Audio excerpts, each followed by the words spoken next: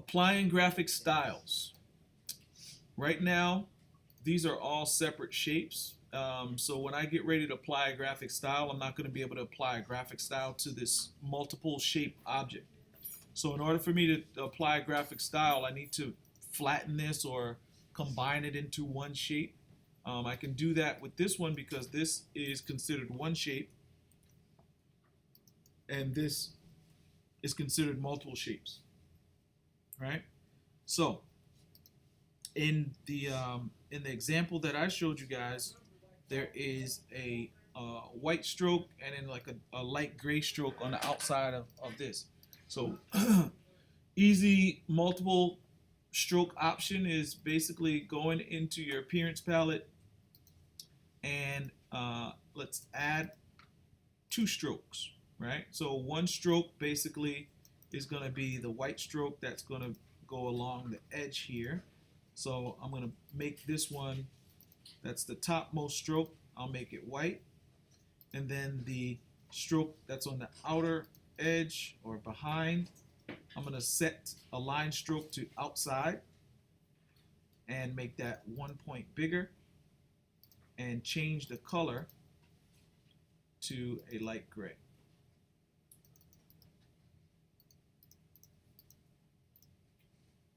Okay. Very, very simple. And I can also, if I don't want it to be 2, I can actually bring it down and it'll have like just a little extra stroke. The one that's on top, I can set that to maybe 0.5, you know, just to give it a little bit of a push. Now, if I don't want it to cut into the fill of my object, I can set them both to be outside, outside, and now this one can be, let's say, 2 point, and this one can be 1 point. And it doesn't cut into the fill. Now, if I wanted to apply that to my shape here, I'm looking at the shapes, how they're not all together.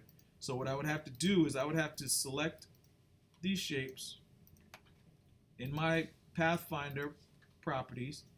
What I want to do is I want to unite all this, right? So I want to unite these 3 shapes. I want to hold Option just to make sure that they stay together, okay? And then the compound shape here and compound shape there, this effect should be able to apply to this, right? So as I select this shape, here's my appearance graphic style, and I'm going to go into Window, Graphic Styles, and because I have the path selected with the graphic style, when I click on New, my graphic style appears. So now when I select this whole compound shape, click on that style, it's going to go through all that graphic style. If I do the same thing here, that graphic style will do it there. But because it's 2 separate shapes, this is what we start to get. Now, I want to see what happens if I can combine 2 compound shapes. I'm not sure if that's going to work, but if I select them both and go to Unite and go Option, yep, it works. So I made 2 compound shapes into 1 compound shape that shares the same graphic style.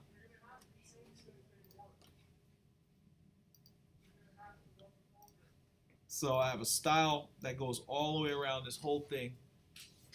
And the way I did that was I selected both of those shapes, held Option in the Pathfinder, clicked Unite, and then now that one graphic style is applied to both of those compound shapes that make up this object.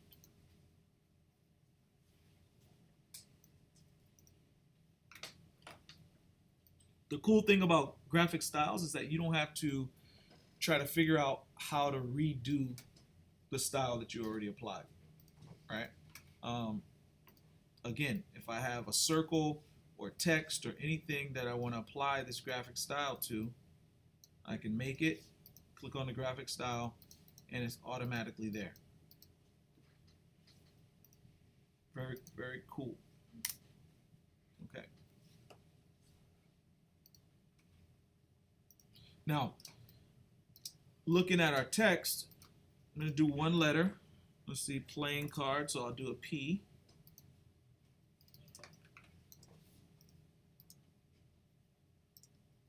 And I'll just type in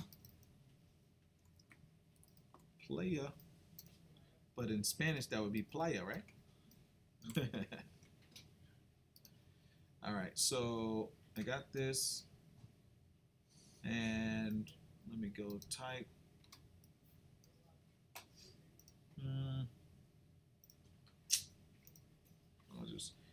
Let me go to my properties. So I'll choose, I need something that's bold.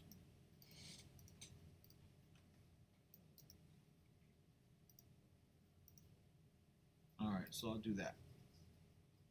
Bring the size down. Okay, so because text, editable text, you can't add multiple strokes to and things like that. This is where the graphic style comes in, because now I can take the text and I can put the graphic style on it, but I can't necessarily add multiple strokes to each character. And so the cool thing about this is that I can use that, apply the graphic style, and it works. With this particular case, if I want to add on to this, this can also work, right? So what I want to do is I want to create, let's say, an offset path that creates more like a bubble kind of feel around this text. So what I would do is I would select that text.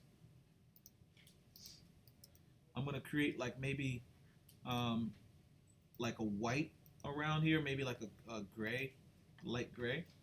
So I'm going to add, actually there's a blank stroke here, so I'll use this as the blank stroke and put a cream kind of a gray, like a light gray.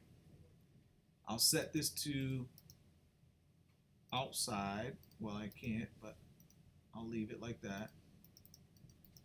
And right now it's going on the outside there. So let's try to take this, put it behind the fill. And when I increase the size, it does not do anything. So let me try to see if I can do an offset path to this. So I go to path, offset path, and click on preview, and there it is. All right, I can bring this value down.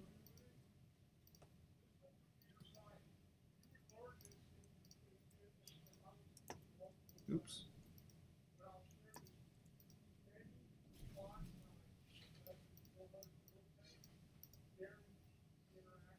So I brought the value down. I'm going to press OK.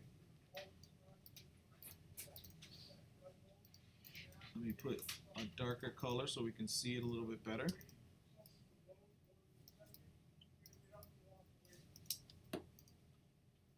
Okay, bring that down to 1. Now what I don't like is that this the lines are crossing because they're so big. Oh, you guys can't see it on the screen, so let me make this a darker color. All right, so right here, the lines, because it's an offset path, these lines cross right here between the P and the L and the A and the Y.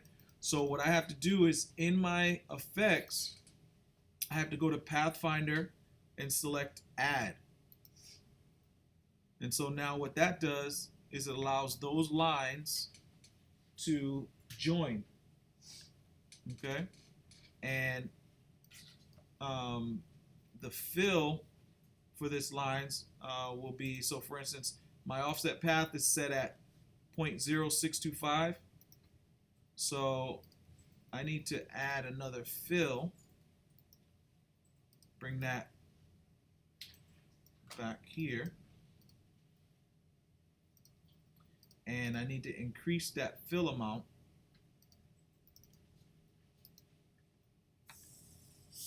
I want to see if I can do it with offset path, but it's probably not. I'm probably gonna have to do a resize, distort, transform, and or I can do free distort. No, I don't want to do that. I want to do I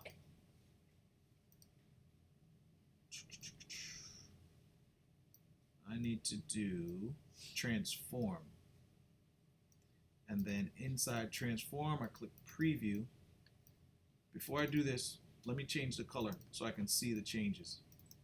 Make it yellow. Distort, transform, transform, and click preview, and then my scale is going to increase.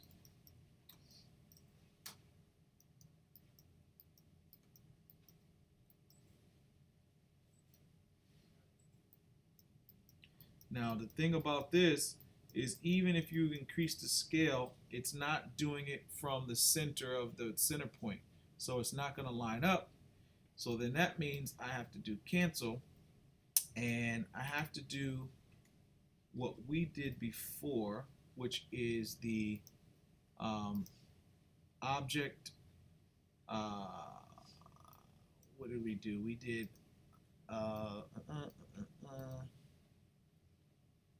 offset path. Let me try to do it again. So path, offset path,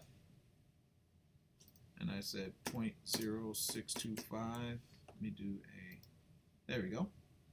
So I did 0.0625, and that makes the fill come from the center at the same size that we did the offset path for something else, for the other stroke amount. So I do that, push OK. I can put this behind the stroke if I want to, or I can put it in front of the stroke. The color can be, a light gray. You can also, another thing that you can do with these strokes is the corner radius, right? So this says corner, this is called the miter joint or whatever, or the cap. You can do a round join. And so when this stroke looks like a round join, and as it goes, it's a little softer around the edges. Another way to do it is to go into the effects, and you go to stylize, round corners. And if I want these edges to be a little softer in terms of how they look on the round part, I can go to round corners, click preview, and then I can increase. Come on. That's not good. Round corners didn't work.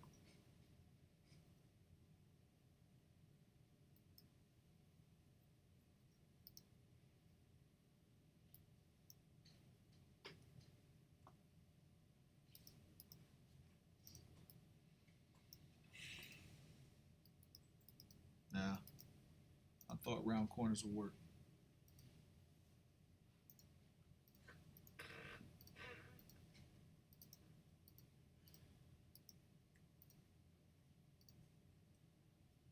That works. That works. Okay. So that's the only way you can round the edges a little bit, just by making the stroke on the round join.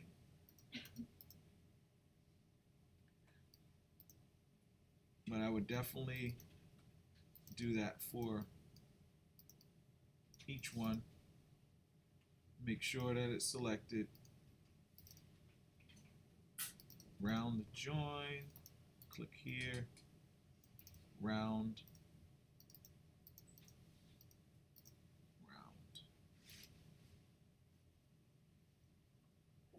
round. And then the only other thing that you can do, like this is editable, right? I can type in there. can always go back in and change how these things interact.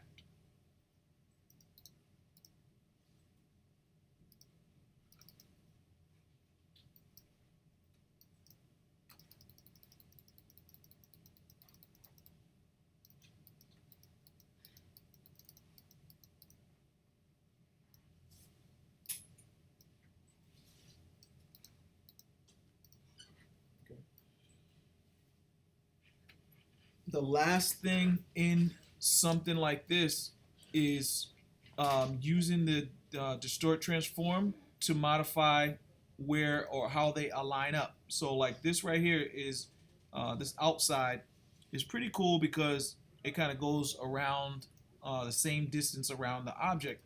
But what if I wanted to offset it a little bit?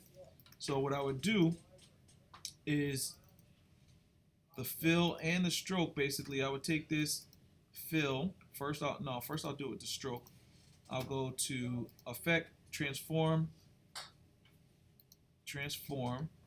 and then I would move it slightly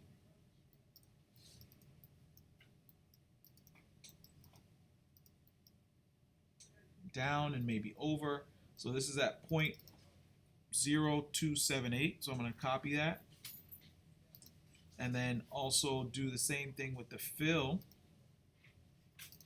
Distort, transform, and then in the vertical movement, I paste the same amount. Click on preview, so it kind of shifts a little bit, and I can start to just do that with each one. So like, okay, go to this stroke, and let's say you don't want to have to go through and do each one of those over and over again, and I wanted to add that offset to this stroke.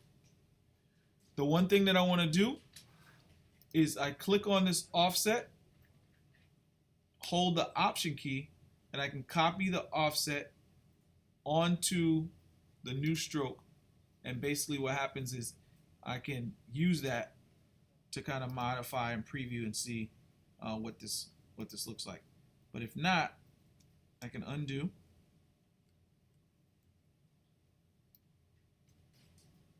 Take that off and just go directly here to my effect. If I wanted to take the transform option, apply it, and it moves it down. So when you're using this transform and the move and the vertical, things like that, you can select multiple copies to fake thickness. So this has 0 copies, but if I put 3 copies, it makes it look like it's 3D. If I do 2 copies, now it looks like I start to get depth inside my work. Maybe 1 copy.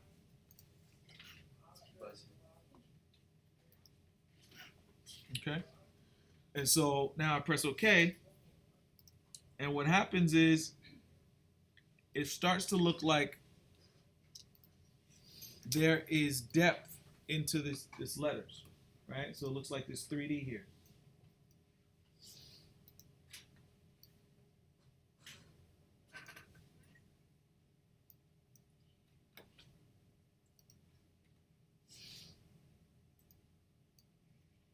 And I could take this top stroke, effect, distort, transform, click on preview, and move this in the opposite direction a little bit. Oh, has to make sure it's selected.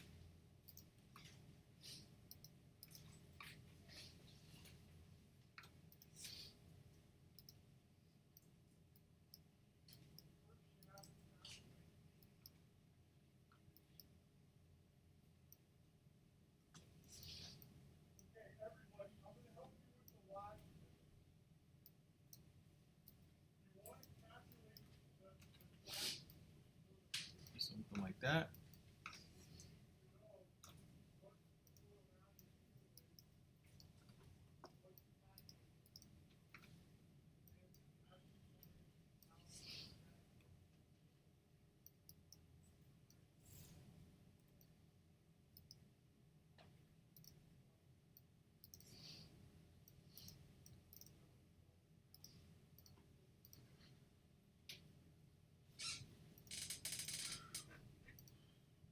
So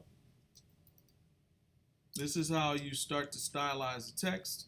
And if, again, if I wanted to apply this particular style to this shape, I select it, click on type, add it to my graphic style, select the shape, add that to my graphic style, and then everything starts to look the same.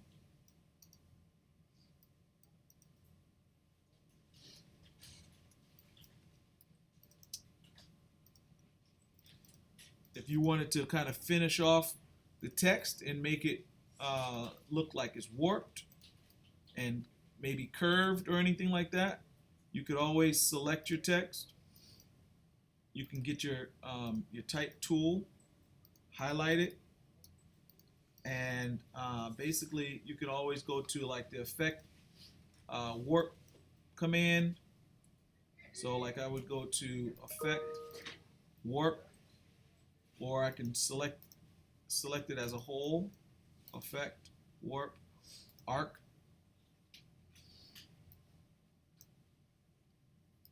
So here's my arc palette.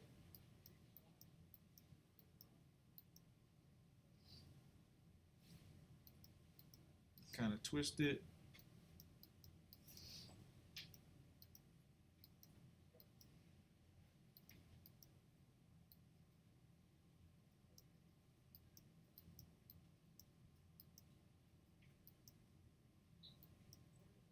So you have different ways that you can kind of distort this thing.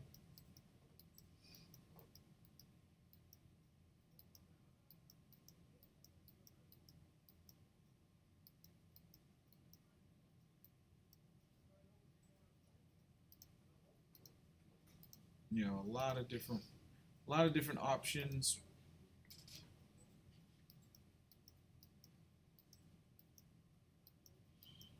The key or trick to, you know, using these options here is to not overdo it.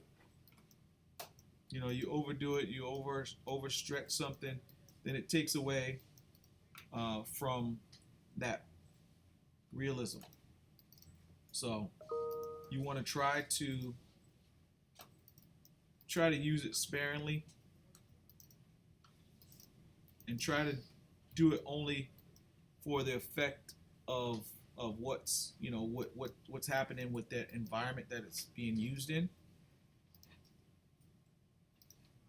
And you don't want to overdo it like this, because, you know, when you have text, the main thing is that you want it to be legible and readable, right? So if you start to distort it like this, then you're defeating the purpose of putting text on the page in the first place.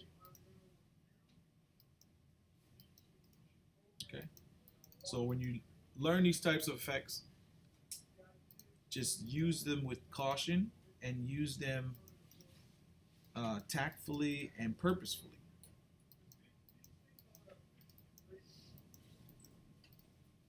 You know?